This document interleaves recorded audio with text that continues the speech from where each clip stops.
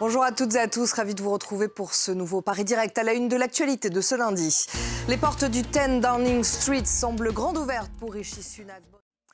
Les Britanniques pourraient avoir un nouveau Premier ministre dès aujourd'hui. Tous les voyants semblent au vert pour Rishi Sunak, l'ancien ministre des Finances.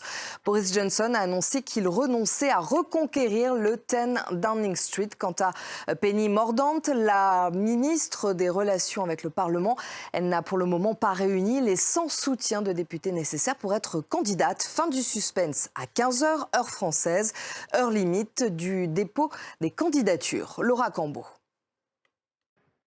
La rencontre entre Emmanuel Macron et Giorgia Meloni a finalement eu lieu à Rome. Le président français et Emmanuel Macron est à Rome pour participer à un forum international sur la paix. Hier, dans son discours d'ouverture, le président français a déclaré, je cite, « Une paix est possible en Ukraine, mais quand les Ukrainiens le décideront ». Il doit rencontrer aujourd'hui, lors d'une audience privée, le pape François. Je vous propose d'écouter Emmanuel Macron.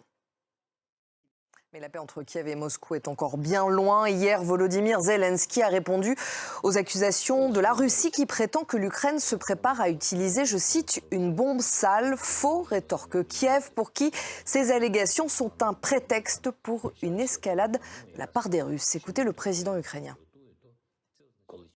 Et la contre-offensive ukrainienne se poursuit dans le sud de l'Ukraine, dans la région de Kherson. Les forces russes sont en difficulté. Les soldats ukrainiens confiants disent espérer reprendre la ville de Kherson d'ici 2 semaines.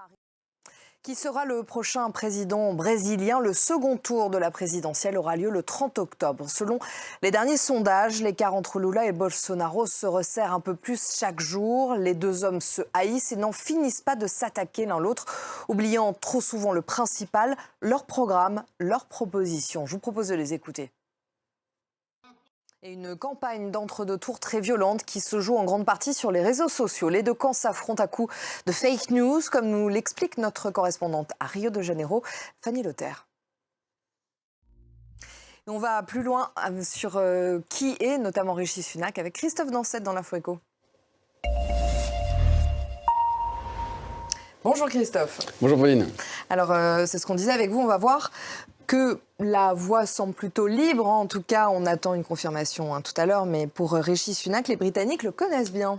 Oui, parce que c'était lui, l'un des 2 premiers ministres à démissionner au mois de juillet dernier. On le répète, on sera fixé. Donc normalement, sans doute aujourd'hui, en tout cas, si Rishi Sunak finit par être le seul candidat à ce poste de Premier ministre britannique. Merci Christophe, c'était l'Info Éco. Restez avec nous, je vous retrouve dans quelques minutes pour la suite de Paris Direct.